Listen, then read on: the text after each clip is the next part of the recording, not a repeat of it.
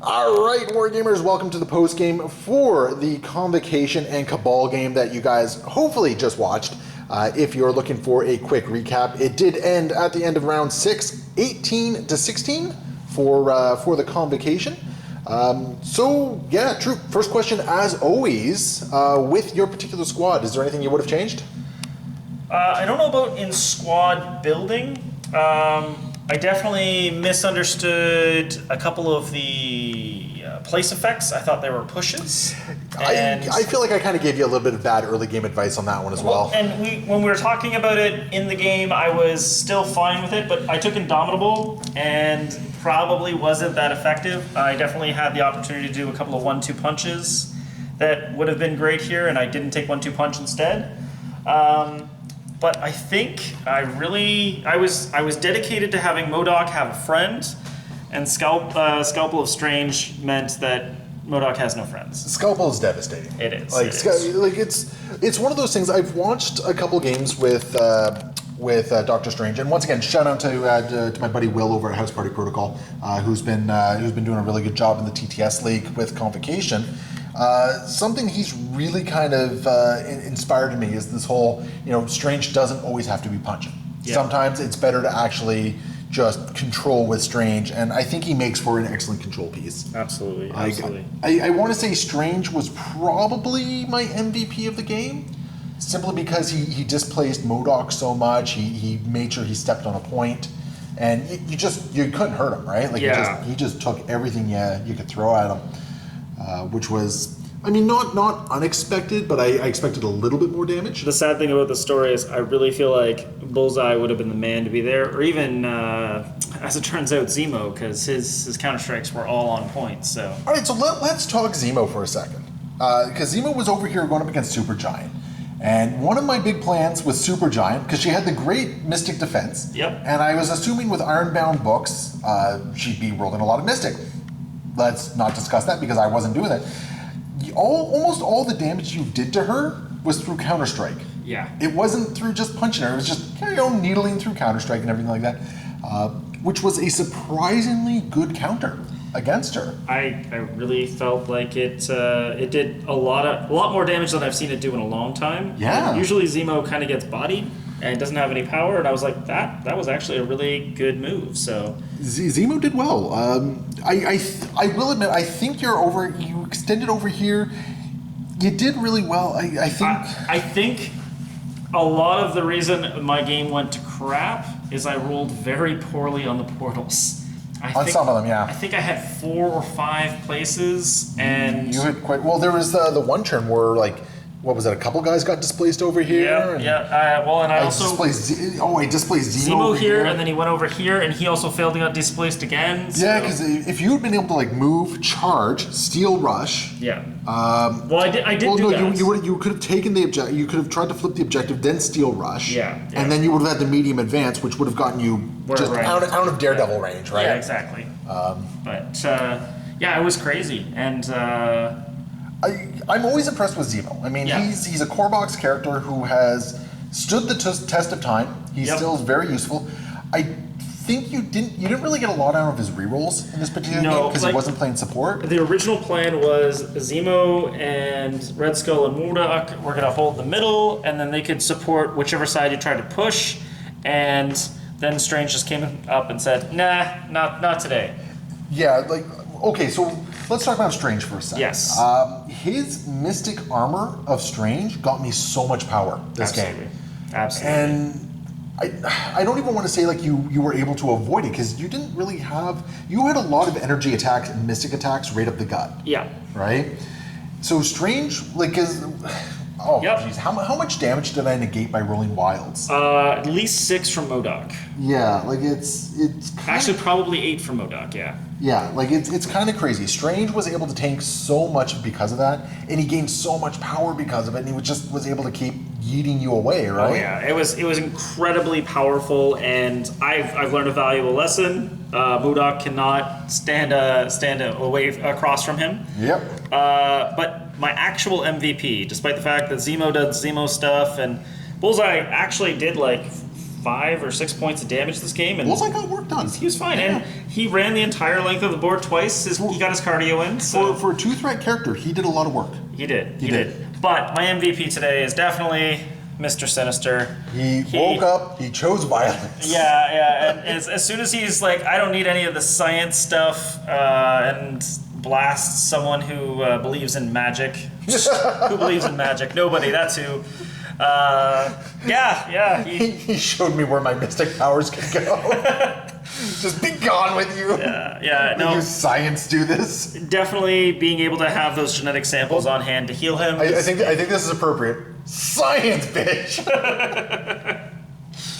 Because that's basically what happened there. Like, it was science versus religion, and in that fight, science one-handedly. Just today though. Just today. Because normally Mr. Sinister kind of sits on his hands and then. Yeah, you know what? I hate to say this because I love the gimmick of Sinister's cards. Yep. When you weren't working towards the cloning banks, Sinister felt far more impactful. Well, and I think if I'm not trying to do cloning banks and I'm just facing off against one guy, I'm not trying to line up these beams. I'm not trying to do anything insane. I'm just trying to punch and hold some points. And as it turns out, that's good enough for a 4th threat character. Sinister, I think I only scored that point, once? Yes. And Sinister held it for the rest of the game, right? Yep. And on his own, he's actually surprisingly tanky once he gets some genetic tokens in there. Absolutely. You did have some rough rolls. Like, Sure. I think that is something we definitely need to acknowledge, especially early in the game. You had some dice rolls that just really kind of whiffed in my defense rolls. I'm actually going to say that some of my dice rolls were actually fine. Like, I got a very average or a slightly above average fight for MODOK against Strange, but Strange's double wilds went, you know what? That's actually a bad roll now. Let's calm down. Let's calm down. Yeah. It's like, you have your wild shenanigans, I have my wild shenanigans. So MODOK did 0 points of damage this game. Now, in all fairness, I did 0 points of damage to MODOK as well, and that was by design, right? Yes, I did not want to power MODOK up, because if you even got one Doomsday Chair off on me, I would have been in trouble. Well, and I definitely used his power every time to displace a very weak Scalpel. Obviously, he's got shorter arms, so he can't do as well as Doctor Strange. So. No, and that was by design. Like, I knew if MODOK got powered up, I was actually going to be in trouble, because that Doomsday Chair can get a lot of work done. Absolutely, yeah. And I mean, you put that into almost any of my characters, and like I think you almost daze a character with it easily. Strange, I think, is the only one who probably could stand up. Well, maybe Daredevil as well could stand up to it as well. Yeah. But otherwise, like, it's that Doomsday Chair. That actually that was my game plan the entire time. Is just do not let you get Doomsday Chair off. That's fair. Right? Yep. So that's how I played a lot of it. That's why I just kept yeeting him away. Getting that extra little bit of power to throw Red Skull that same turn was a big deal for me as well. I think if I'd gone back in time and thought of it a little bit harder, I probably would have got Zemo to grab that book on the first turn rather than trying to do something cute where I could steal the whole thing. Yeah. But I'm surprised you didn't, actually. Well, it was more a matter of I put Zemo at risk all the time, and then he gets killed early, and it feels really bad because he's got all those great defensive rerolls, great offensive rerolls, and I decided today that I was going to play a little bit more cagey with him, and then turn 3 or turn 4, I just abandoned that plan and just sent him in the back. Now, one thing I would have been interested in seeing, and I'm actually kind of surprised you didn't do this, when you had Zemo and Bullseye starting off with just Supergiant over here, I thought I was going to see a double team over there, because even though you'd only be doing 1 damage a pop, it's enough to whittle down Supergiant, right? And it was literally because I failed those rolls for my own portal that Bullseye had to make the beeline across, because it was a reposition kind of thing, right? So, and I have to wonder how the game would have played out otherwise, because if you could have come on, because I think you could have dummied her in, it would have been about, the way your counter strikes were rolling, you might have gotten her in 1 round, right? It's very possible. And then, like, if you do that, and then she's like injured on her other side, and then like it's a very easy thing of just, well, I have a healthy person, so I'm just going to keep this objective from you and everything like that. Definitely. So it's interesting. I don't want to say that would have changed the flow of the game. I think it could have created some interesting dynamics, because I would have also had to respond by sending someone over as well, like maybe Daredevil or something like that. Yeah, definitely. Which in turn would have meant that Red Skull either would have had to counter over here, or we would have had a Red Skull and MODOK fight into Strange. And I think with a combined effort, Strange might not have held up. I'm doubtful because I feel like we had MODOK attack Strange a great many times. That is true. I happen to roll a lot of wilds. Though. Yeah. I mean, like there's one wild on 8 faces. It's true. And I somehow rolled 3 wilds on your last strand of attacks, right? Sure. Now the Eye of Agamotto allowing me to like re-roll all my defense dice or attack dice on an attack is huge. Like I would go as far as to say that Strange is probably one of the tankiest characters in the game right now. Yeah, definitely. Because of that, like he's just so robust. Yeah, he does a lot of great things with that. I love the model. I think the Convocation is excellent because of him. I'd love to see, other Convocation paths, but it's interesting because I mean I don't have a lot of experience with Convocation, and I feel like this. Okay, I'm going to talk down about myself. I feel like this squad kind of piloted itself. Sure. I didn't have to do a whole lot of heavy thinking on it. I think and I don't want to say that Convocation is an easy man's squad. Sure. But I think Convocation is a strong enough squad that in the right matchups, it can cover up for some bad plays. It can be kind of forgiven. Now, granted, if you get against somebody who like knows how to deal with Convocation through and through, like it can be devastating. We've seen it happen. So I don't want to say like this is the easy, like if you don't know what you're doing, go with this one. But I do think that Convocation came to the table with enough tools that I felt it was. I always felt like I had a tool to deal with a situation. I agree. And the crazy thing about this list is I think Convocation is not something that it's something that you have to kind of plan for as opposed to just you have to show up with a plan as opposed to just having your normal squad and getting there, right? Yeah, and my plan in this case was simple control MODOK. Yeah. Right? Yep. It was control MODOK, kind of hold the flanks with Ancient One and Supergiant, which in fairness they did kind of do, right? Sinister was a little too powerful for Ancient One. Sinister was a little bit too tough, yeah.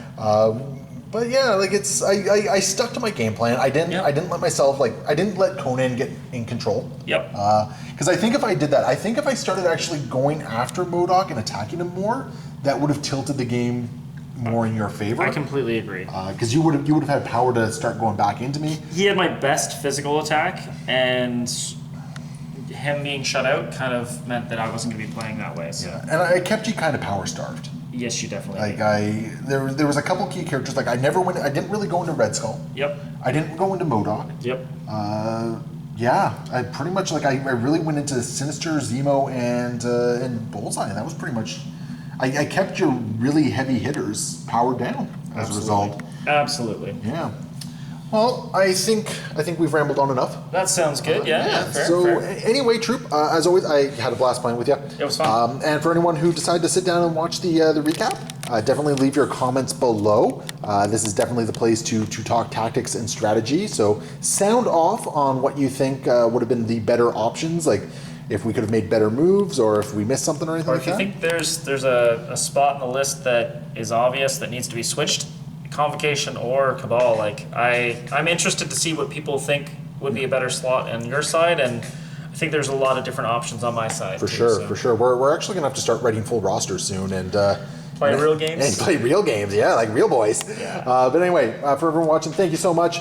Be sure to keep tuning in for more Battle Report content from Marvel Crisis Protocol. Hopefully we're going to be doing some more quality stuff. We do have some things coming down the pipe for you as well, so be excited for that, and we will see you next time. Happy wargaming.